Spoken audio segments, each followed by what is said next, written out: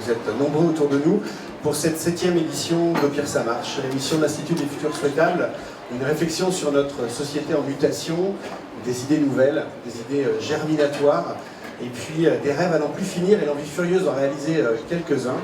Ce soir, avec nous, Jean-Pierre Gou, qui nous fait le plaisir et l'honneur de partager ce moment. Merci Jean-Pierre d'être là.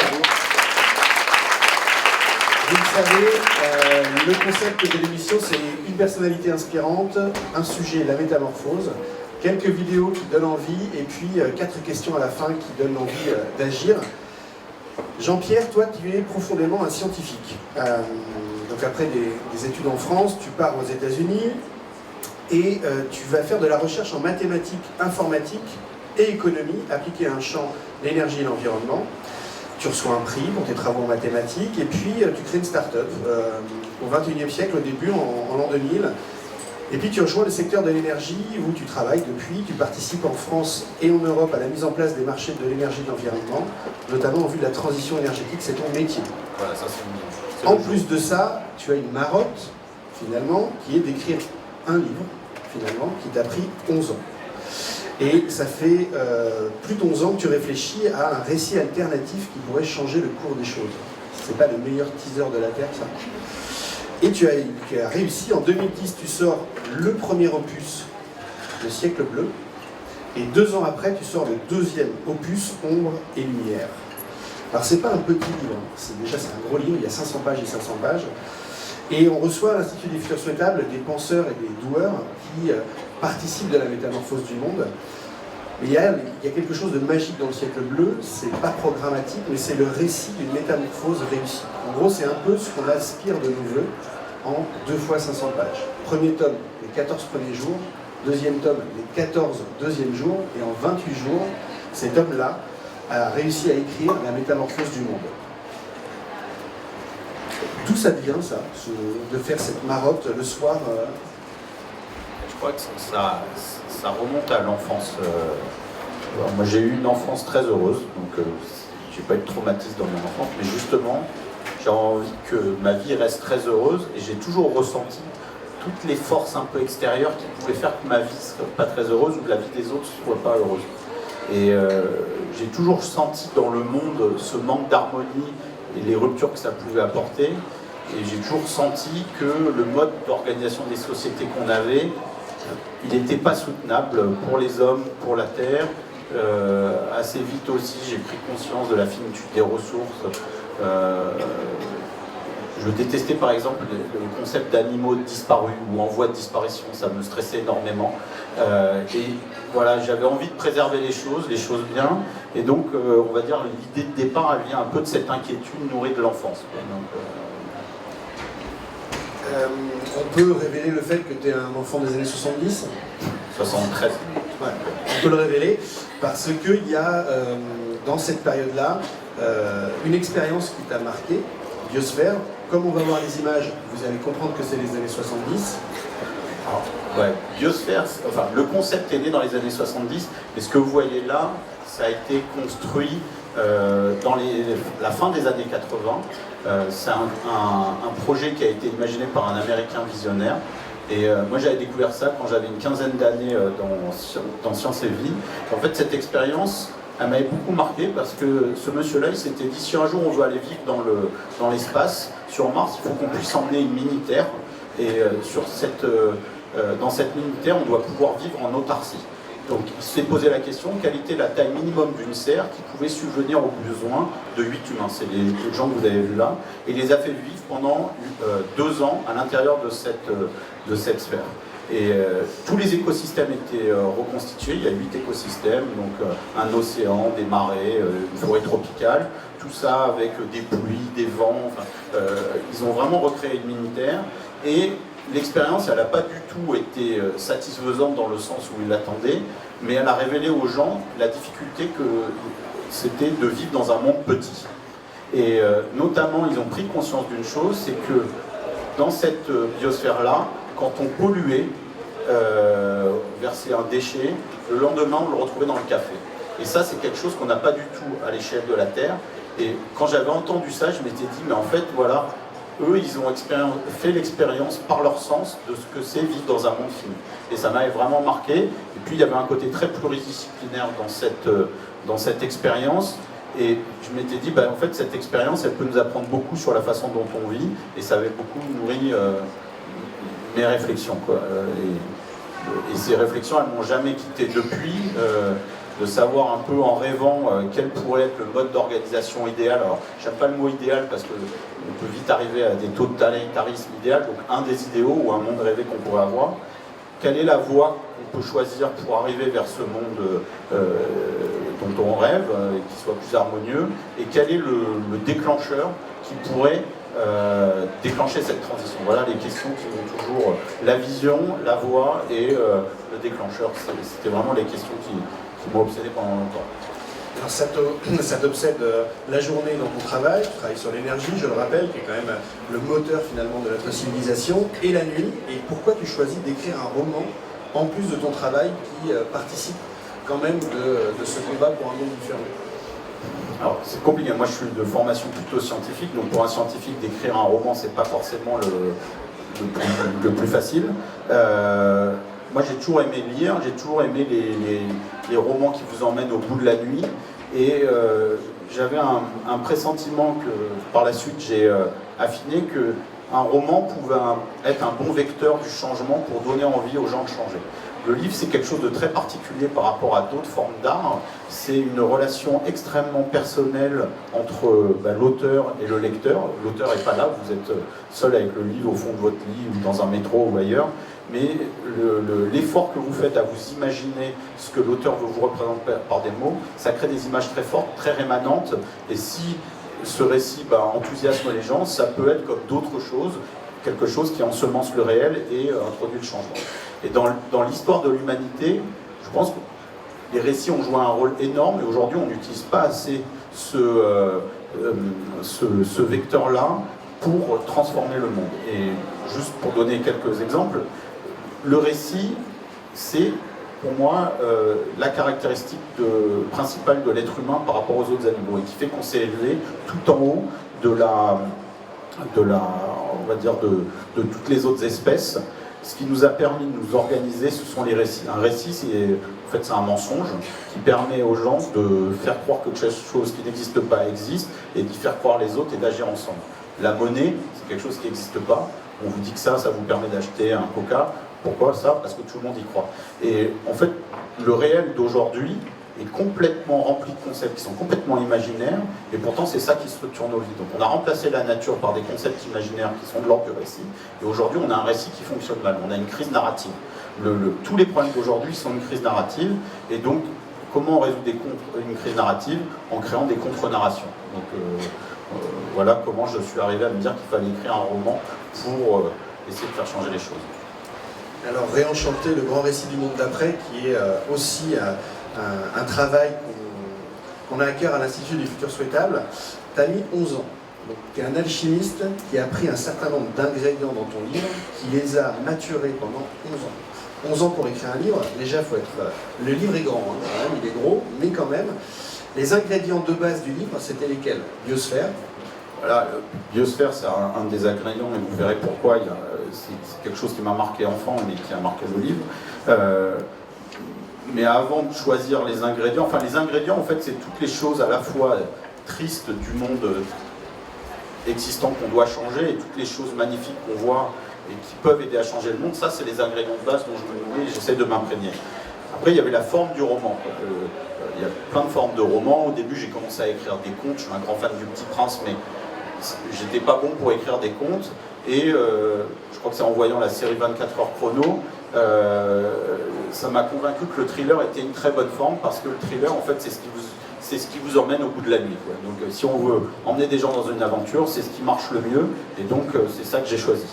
Après, dans les thrillers, vous avez toute forme de thriller. Moi, j'avais quand même des informations de fond à faire passer, donc j'ai essayé de mélanger intrigue, action et information sur la société, sur les nouveaux concepts, sur des informations spirituelles, scientifiques. Donc c'est une grosse ratatouille. Je viens de Nice, donc le ratatouille c'est une spécialité niçoise. Et ce livre est une grosse ratatouille, donc, mais il fallait bien la doser. Et dans la ratatouille c'est important aussi. Ça paraît, on va dire, hétérogène, mais il y a beaucoup d'homogénéité dans une ratatouille. Moi je l'ai lu, je l'ai offert, et il y a vraiment une alchimie, il y a une synthèse de l'ère du temps. C'est-à-dire que c'est évidemment un roman, et tu vas en parler, il y a des faveurs géopolitiques qui font que la métamorphose est possible, mais il y a aussi des ingrédients très pratiques. Et il y en a un qui n'est pas terrestre dans ton livre, et qui est la clé finalement de voûte du récit.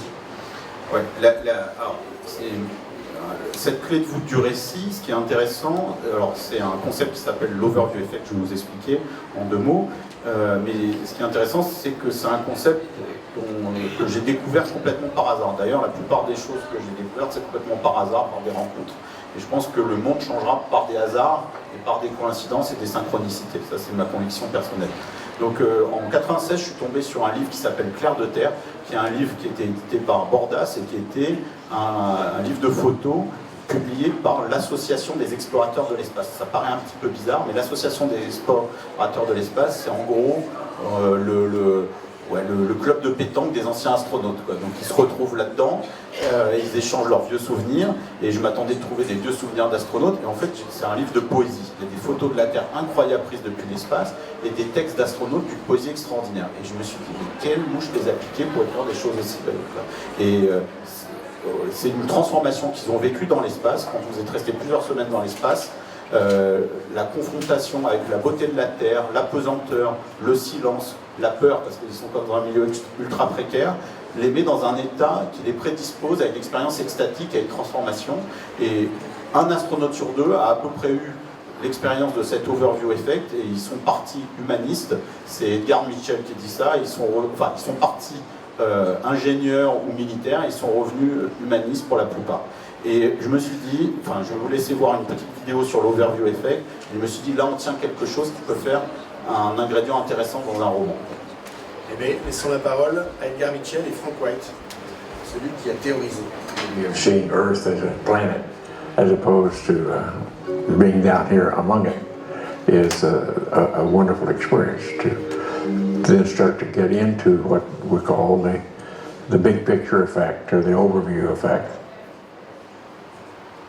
I was flying cross country from the East Coast to the West Coast in the 1970s, and I was looking out the window, and as I was looking down at the planet, the thought came to me, anyone living in a space element or living on the moon would always have an overview. They would see things that we know but we don't experience, which is that the Earth is one system, we're all part of that system, and that there is a certain unity and coherence to it all. And I immediately called it the overview effect. You do, from that perspective, see the Earth as a planet. You see the sun as a star. We see the sun in the blue sky, but up there you see the sun in a black sky. So yeah, you are seeing it from a cosmic perspective. We've been evolving from the beginning of civilization to a larger and larger perspective of life on the Earth. But the next natural evolution is understanding the life in space. That is, the fact that the Earth, as Buckminster Fuller used to famously say, is a spaceship. Spaceship Earth. We are in space already. It's just that we haven't brought that into our perspective as we live here on Earth. The overview effect is simply the sudden recognition that we live on a planet and all the implications that it brings to life on Earth.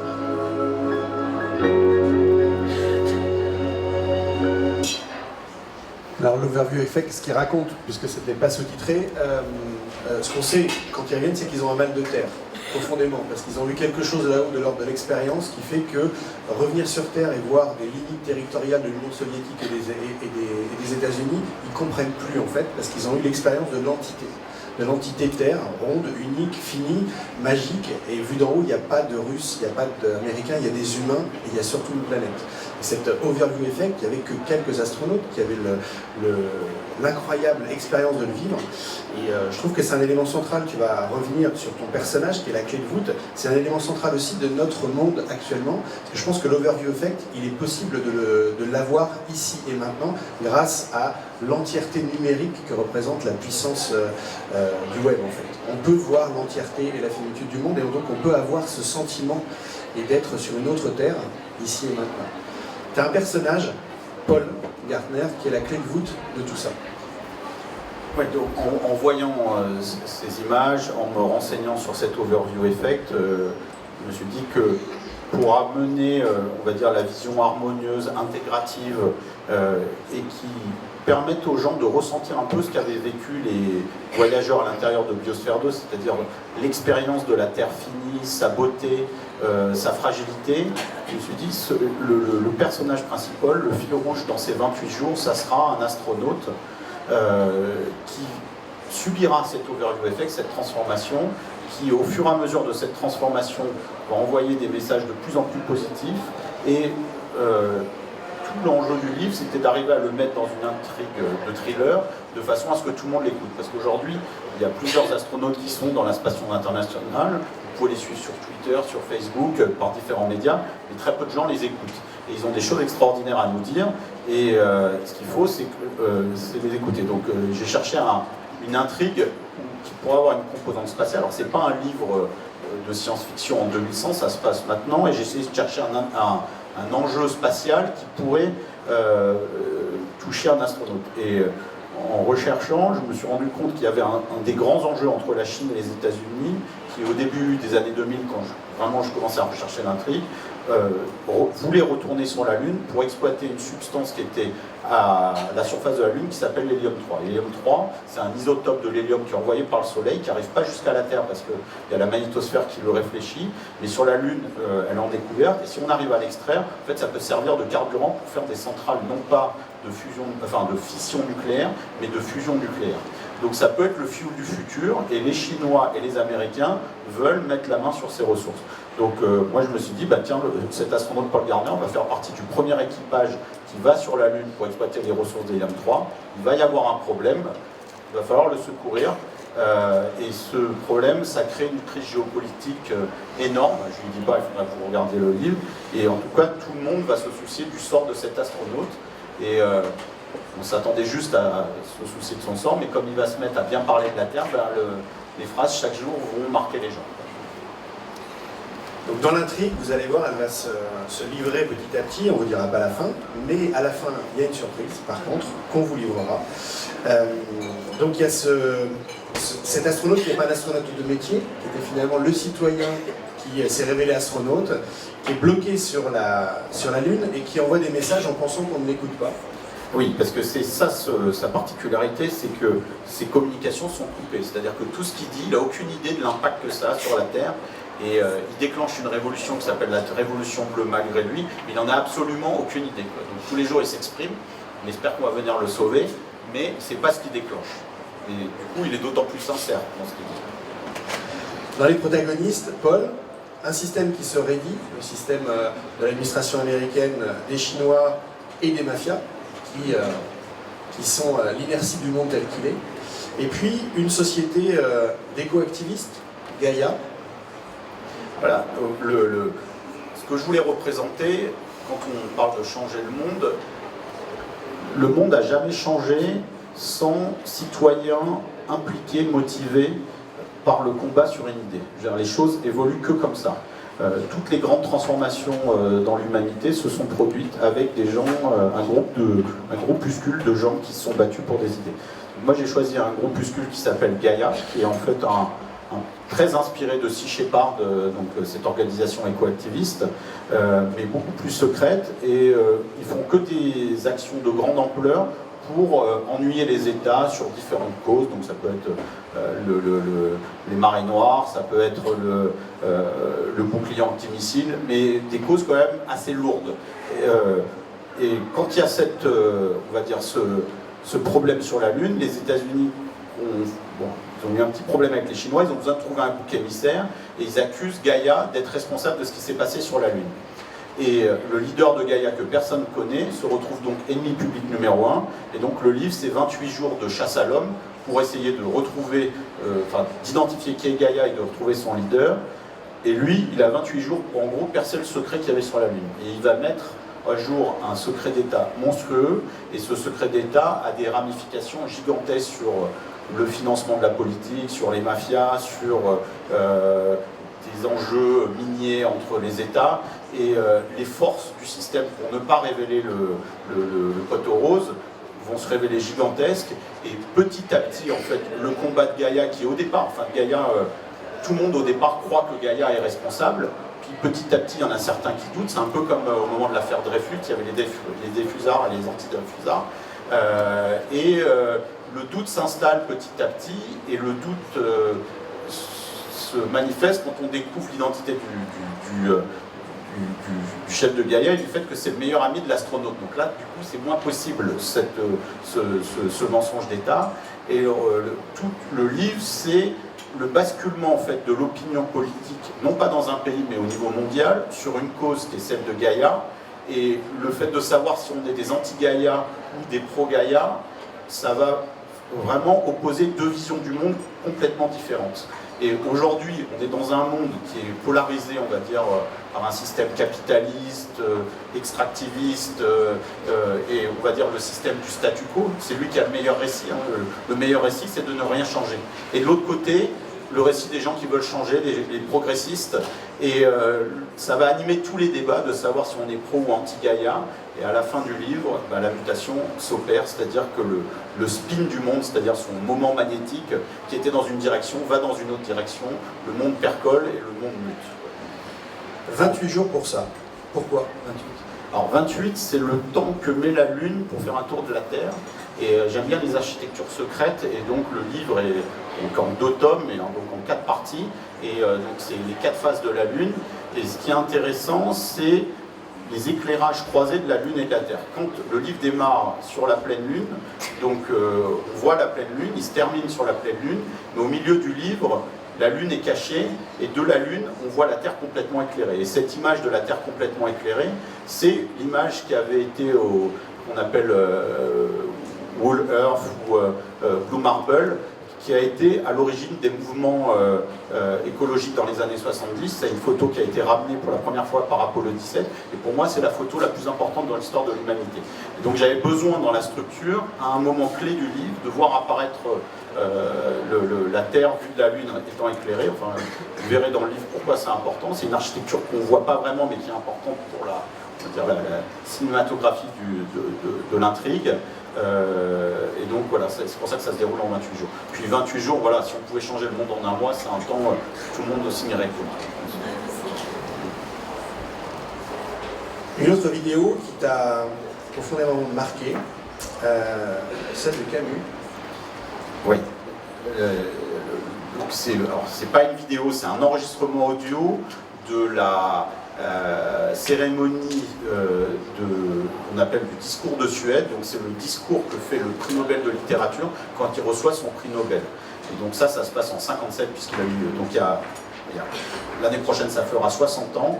Et ce texte-là, c'est le texte qui m'a le plus marqué et qui m'a inspiré, on va dire, les valeurs du livre. Je vous laisse l'écouter. Chaque génération, sans doute, se croit vouée à refaire le monde.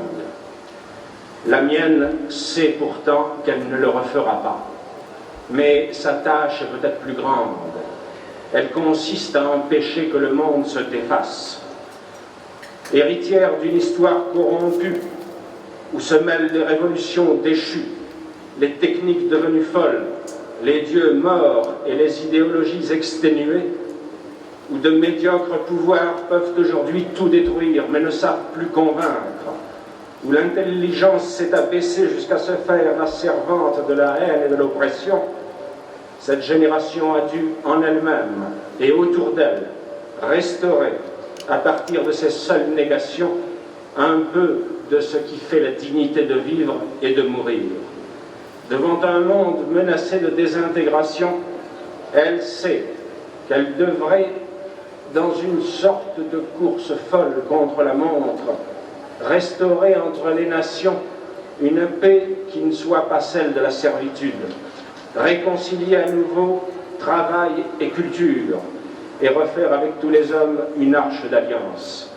Il n'est pas sûr qu'elle puisse jamais accomplir cette tâche immense, mais il est sûr que partout dans le monde, elle tient déjà son double pari de vérité et de liberté, et à l'occasion, c'est mourir sans haine pour lui.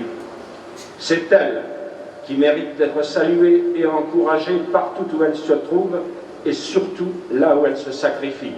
Et c'est sur elle en tout cas que certains de votre accord profond, je voudrais reporter l'honneur que vous venez de me faire. Ça pose son bonhomme. Hein. Ah oui, c'est pas... 57. 57. Et je pense que, enfin, le problème c'est qu'on n'a plus beaucoup de gens du niveau de Camus, mais ce discours il pourrait être prononcé aujourd'hui dans les mêmes termes. C'est-à-dire qu'on est exactement dans la même situation. C'est pas que le monde n'a pas changé en 60 ans, mais que la nature des problèmes qu'on a en 2016, elle est de la même nature que le monde qui devait, d'après-guerre, qui devait réinventer avec le début de la guerre froide. Les contraintes qu'on a aujourd'hui, c'est pas les mêmes. C'est pas sortir de la guerre froide, mais c'est vraiment accoucher d'une nouvelle humanité, d'un nouveau mode d'organisation de l'humanité. Et les forces qu'il faut encourager, c'est exactement les forces qu'appelle Camus, c'est des forces de créativité, de combat, de résistance, pour des gens qui se battent pour des idéaux. Et moi, c'est ce que j'ai essayé de mettre en scène dans le livre, c'est ce que j'essaye d'incarner au quotidien, et c'est ce que tout le monde devrait essayer d'incarner et d'encourager. Quand ils disent c'est ça qu'il faut encourager, c'est la principale énergie qu'il faut arriver à déclencher. Et moi, dans mon panthéon, il y a un certain nombre de personnes, donc Camus en fait partie, il y en a un autre, c'est Antoine de Saint-Exupéry. Lui, il dit, une citation d'ailleurs qui fait l'ouverture du tome 2 de Siècle Bleu, « Dans la vie, il n'y a pas de solution, il y a des forces en marche, il faut les créer et les solutions suivent. » Et je pense qu'on est exactement là-dedans, c'est-à-dire que plutôt que de se focaliser sur les solutions, ce qu'il faut, c'est travailler sur les forces, l'énergie qui peut mettre en résonance tous ces mouvements de résistance, de créativité pour accoucher d'un nouveau monde. C'est pas quelque chose qui va se faire simplement, mais voilà, il faut s'appuyer sur des grands hommes, des grandes femmes comme ces gens-là qui se sont battus par leurs idées et puis par ce qu'ils ont proposé. Et aujourd'hui, on a absolument tous les moyens pour faire la même chose, faire même beaucoup plus. Et il faut croire en nos forces et surtout croire au fait que, avoir envie de changer les choses. Alors l'analogie avec les années 50, puisque c'est 57, les années 50 c'est vraiment une période historique qui est vraiment très proche de la nôtre. C'est des bouleversements technologiques énormes par rapport à nos grands-parents qui sortaient quasi de la ferme. Là on voit la grande vitesse, on voit aller dans l'espace, on voit le nucléaire, on voit énormément de choses qui perturbent et qui accélèrent la société. La prospective avec Gaston Berger est née dans cette période-là pour essayer d'anticiper finalement, pour éviter de subir cette métamorphose qu'ils sont en train de vivre. Et je trouve que la technologie, nous, notamment numérique, qui nous bouleverse comme l'imprimerie a bouleversé en son temps de la Renaissance, on est dans cette période-là où Camus parle de ce qui est essentiel, c'est-à-dire la puissance de l'homme à pouvoir interagir sur sa vie finalement et pas subir. Et la seule différence, c'est que eux, ils ont résilié après un grand chaos, et que nous, on doit le faire avant le chaos. Donc on doit se mettre dans un état, finalement, de dire, on doit déjà dépasser, finalement, on doit démoder, on doit dépasser, avant que le chaos ne nous oblige, ne nous contraigne à le faire. Et donc se sentir dans cette émotion-là, c'est bien le mouvement dont on parle, et c'est tout l'enjeu de cette révolution bleue que tu nous proposes, le siècle bleu, et le fruit d'une révolution. Et pour toi, Gaïa aujourd'hui, c'est qui? Les Gaïas du temps présent? Gaïa, pour moi, ça peut être tout le monde. Ça peut être la mère de famille, ça peut être l'instituteur, ça peut être le patron d'ONG, le patron d'entreprise, l'agriculteur, tous les gens qui, à leur niveau, peuvent réinventer le monde. Donc le Gaïa, c'est un petit groupe de gens qui veulent faire des actions de grand éclat, mais le changement du monde se fera par l'implication de tous. Donc je pense que Gaïa aujourd'hui, voilà, ça peut être tout le monde. Et puis, on va dire, si on devait l'incarner par des gens un peu en particulier, par exemple, les lanceurs d'alerte sont, pour moi, de la même nature que Gaïa, c'est-à-dire que c'est des gens qui prennent des risques vitaux pour dénoncer des choses, et grâce à eux, les choses changent, et sans eux, les choses n'auraient pas changé ou auraient été des catastrophes. Donc, à ce niveau de courage et ce niveau de risque mortel, voilà, les lanceurs d'alerte, mais je pense qu'il y a des agriculteurs qui prennent des mêmes risques mortels et des instituteurs aussi pour changer les choses, pour essayer de changer le système. Donc tout le monde peut être gaillard. Donc vous l'avez senti, déjà écrire un grand récit d'une métamorphose de monde, c'est déjà un truc incroyable. Mais là tu t'es lancé un autre défi, c'est qu'après avoir écrit finalement ces 28 jours, tu as décidé d'écrire une autre histoire, qui est le 3e volet de cette aventure. Oui, donc comme je vous disais, mon idée initiale c'était de m'interroger sur le basculement, après sur le récit de la transition, et puis toujours avoir le cible, la vision en tête. Maintenant, moi ce qui m'intéresse, c'est le récit de la transition. Et donc de voir comment on pourrait raconter une autre histoire de notre société. Donc le point de départ, je reprends un peu les personnages là où je les ai laissés, et j'essaye d'imaginer quelle succession d'événements peut amener à ce monde idéal. Et évidemment, ça ne va pas se faire en 28 jours, parce que 28 jours, c'est le changement d'état d'esprit, mais si vous voulez changer les institutions, changer le système, ça va prendre des années, voire des décennies. Et donc, qu'est-ce qui peut accélérer le mouvement de transition actuel? Donc, pour l'instant, je suis toujours dans une phase de documentation, où j'ai passé plusieurs années, notamment grâce à l'Institut des futurs tuteurs, à rencontrer beaucoup d'acteurs du changement, pour essayer d'avoir une vision critique, mais pas critique négative, critique constructive sur ce mouvement de réinvention. Et ce que je vois, c'est qu'il y a une effervescence actuelle, à la fois dans des concepts techniques ou sociétaux extraordinaires, mais c'est un mouvement qui doute, qui a peur, il y a beaucoup de désespoir aussi, et on voit les idées qui se ferment les unes après les autres. Et donc, je me dis que ce qui manque aujourd'hui dans ce mouvement, c'est la reliance entre ces différentes énergies, parce qu'aucune de ces solutions seule peut changer le monde, mais ensemble, elles peuvent le changer aisément. Et je me dis qu'un récit, si on arriverait à raconter, non pas un futur catastrophiste qui se passerait dans les 10 prochaines années, mais raconter comment on pourrait transformer le monde, un récit transformatif, ça pourrait mettre les gens en énergie. Donc pour l'instant, j'essaie de voir tous les ingrédients et de construire une voie complètement improbable qui permettrait de raconter ce futur. Alors, pour l'instant, j'en suis pas encore à l'écriture du roman. J'ai écrit un essai qui est en ligne là, sur mon site sièclebleu.org que vous pouvez consulter. Parce que en fait, c'est ma documentation. Les gens m'ont toujours demandé la documentation du top 1 et du top 2. Mais comme c'était des notes éparses, je ne l'ai jamais fait. Donc là, j'ai commencé par mettre en ligne la documentation. Et là, je vais me mettre dans l'écriture du récit. Donc j'ai fait deux tentative de balançon une nouvelle pour Libé avant la COP21 qui raconte la transition jusqu'en 2050 et puis une autre jusqu'en 2035 pour un ouvrage collectif auquel Mathieu a participé sur les nouveaux imaginaires pour le développement durable. Et en écrivant ça, ça me donne vraiment envie d'écrire le gros livre. Mais je sais que ça va être énorme, donc il faut que j'ai du temps, il faut que je le sente. Et je suis assez partagé entre écrire ça et participer au mouvement actuel de résistance et de créativité. Donc j'ai décidé de encore moins dormir, mais de quand même m'occuper de ma famille, ma femme, des enfants. Mais c'est un moment extrêmement excitant dans lequel on est aujourd'hui. Incroyable. Ça a l'air simple en fait. Pour te suivre, évidemment, ce qui est génial et ce qui est vrai aussi dans Siècle Bleu, c'est que tu donnes de la culture générale, et pas n'importe laquelle, puisque c'est de la culture générale du monde d'après finalement, qui est en germination, et c'est autant un plaisir qu'un ouvrage pédagogique, cette aventure. Et ton autre histoire est exactement du même, tu donnes la source et la code du source, donc on peut se faire son propre avis, et ça, je t'en remercie. 4 petites questions. D'accord. Et après, on parlera avec les conspirateurs positifs qui sont autour de toi. Dans tout justement ce que tu traites, une source d'information qui te nourrit, en laquelle tu as confiance.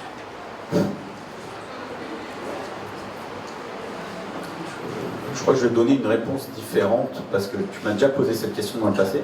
Je vais dire Facebook. Parce que je trouve qu'avec Facebook, j'ai la chance d'avoir autour de moi des gens qui partagent des choses absolument extraordinaires et que tous les jours, grâce à ces gens que je suis, je découvre des choses incroyables et je leur fais confiance. Donc je dirais Facebook, le réseau des gens de Facebook.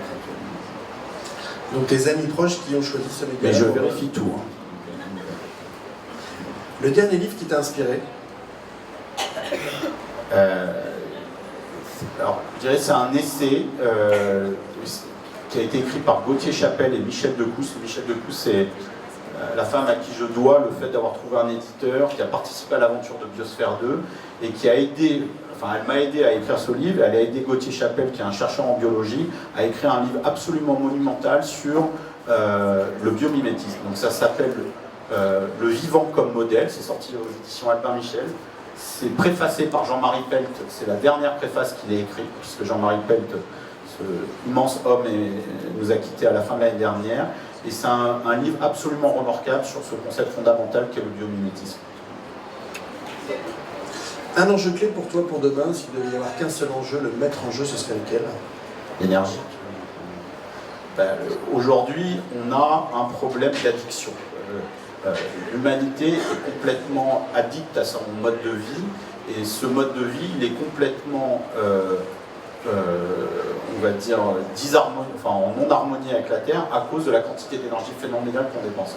Jean Covici dit qu'on utilise chacun l'équivalent de 400 esclaves énergétiques par jour dans les objets, dans le transport, dans les différentes choses que l'on fait. C'est monumental, on ne le voit pas, et il faut sortir de cette addiction. Et ça, pour moi, on pourra élaborer là-dessus, mais il n'y a qu'une seule voie, c'est l'amour et les relations humaines qui peuvent nous permettre de compenser cette addiction. Un peu d'Uchronie, ton meilleur souvenir de 2040? Ah, le dernier litre de pétrole qu'on ait brûlé. Il est dans un musée qui a ouvert en 2040, le musée du pétrole, et c'était très drôle. J'imagine la soirée qui va avec. Un truc à expérimenter ici et maintenant pour aller plus vite dans le monde d'après. On va dire, peupler le futur de récits positifs. Ça te plaît, ça? Ça fait plaisir, je te le cache pas. Tiens, de toute façon, la réalité, elle est que la résultante de la réalisation des rêves ou des cauchemars des gens. Donc plutôt rêver que cauchemarder, je pense que c'est la solution. Eh bien écoute, peupler le monde d'après de récits positifs, je dis que ça se tente, et au pire, ça marche. Pendant que tu écris ce truc à expérimenter, je te cale pas, nous touche, on a un petit cadeau, parce que là je fais la publicité d'un livre, quand même, depuis le début. On vous invite, par le teaser, par la sensibilisation à le lire. Eh bien, ce livre, il est disponible gratuitement, donc vous avez 4 jours pour le télécharger. Et il est non seulement disponible gratuitement, mais en plus il est disponible sur Amazon, ce qui fait plaisir. Voilà, pour une fois qu'on peut leur acheter quelque chose de gratuit, on a décidé de le faire sur Amazon. Donc comme ça, les libraires ne râleront pas, le mal est fait chez Amazon. Donc c'est sur cielbleu.org/Amazon, et vous pourrez le télécharger sur tous les sites Amazon du monde, parce que j'imagine qu'il y a des gens très très loin dans le monde qui nous écoutent aujourd'hui. 4 jours pour ça, merci pour ce cadeau. Merci à vous d'avoir assisté à cette 7e édition. On va se donner rendez-vous dans 3 mois pour une nouvelle personnalité aussi inspirante, en tout cas je nous le souhaite. Merci encore d'être là, vous restez, on a 40 minutes pour parler avec Jean-Pierre, et puis au pire, ça marche. Merci.